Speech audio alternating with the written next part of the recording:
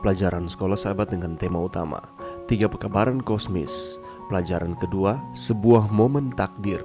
Minggu 2 April, pilihan kekal. Wahyu 14 adalah pekabaran belas kasihan Yesus yang terakhir kepada dunia yang jatuh dan memberontak, yang telah selama sekitar 6.000 tahun tenggelam dalam dosa dan kejahatan.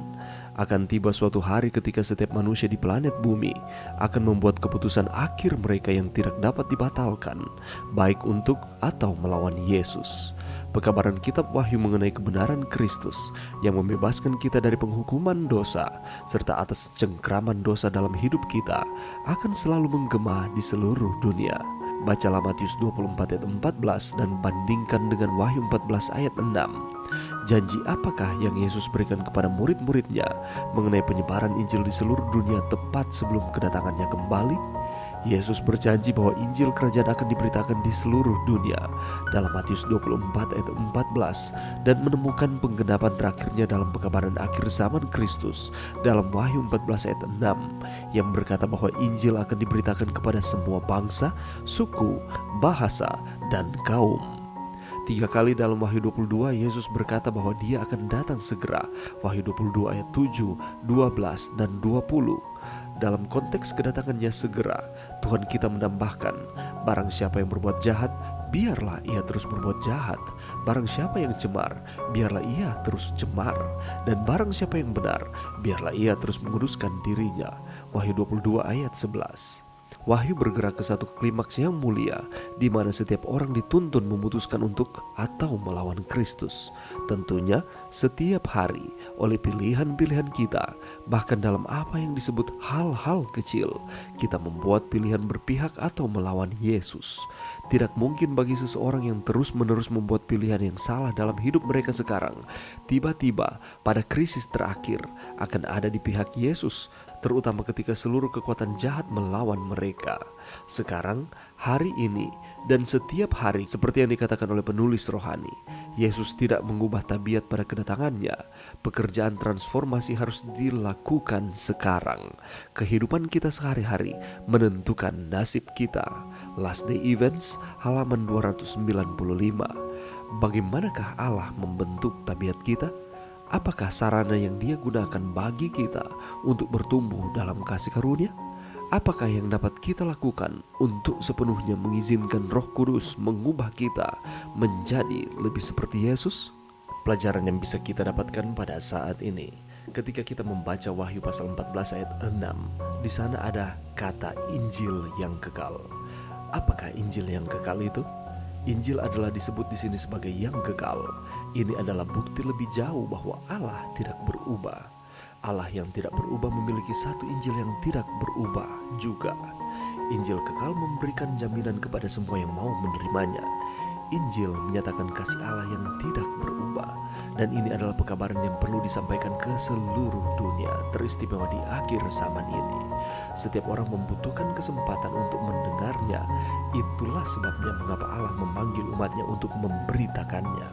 Sebab di dalam Dia Allah telah memilih kita sebelum dunia dijadikan, supaya kita kudus dan tak bercacat di hadapannya.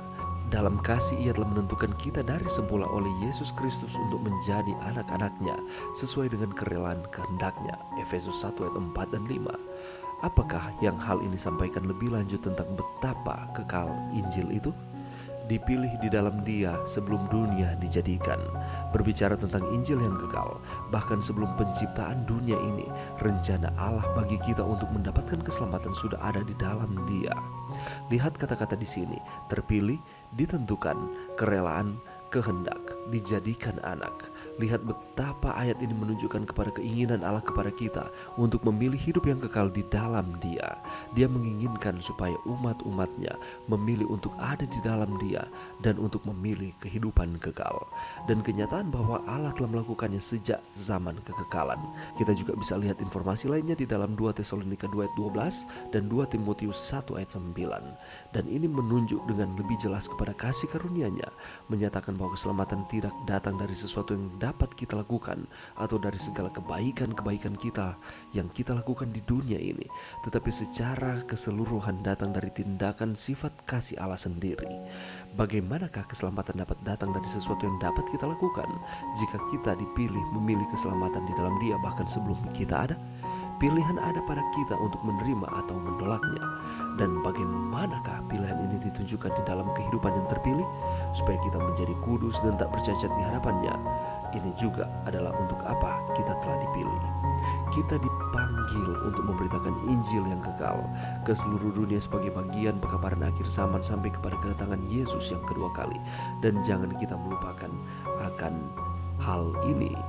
Tentunya setiap hari oleh pilihan-pilihan kita, bahkan dalam apa yang disebut hal-hal kecil, kita membuat pilihan berpihak atau melawan Yesus.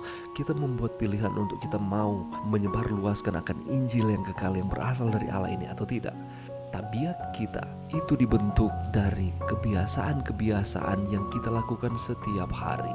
Ketika Yesus datang kembali di dalam buku Last Day Event halaman 295, Dia tidak mengubah tabiat kita.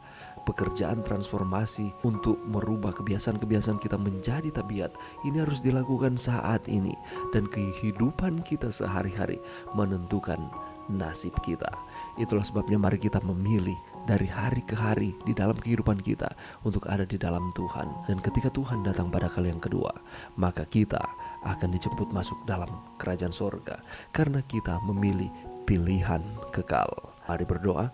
Terima kasih Tuhan atas firman-Mu pada saat ini. Terima kasih atas kebaikan Allah di dalam kehidupan kami, memberikan Injil yang kekal untuk kami dapat renungkan, hidupkan, dan bagikan itu kepada sesama kami. Ini doa kami Tuhan di dalam nama Yesus. Amin.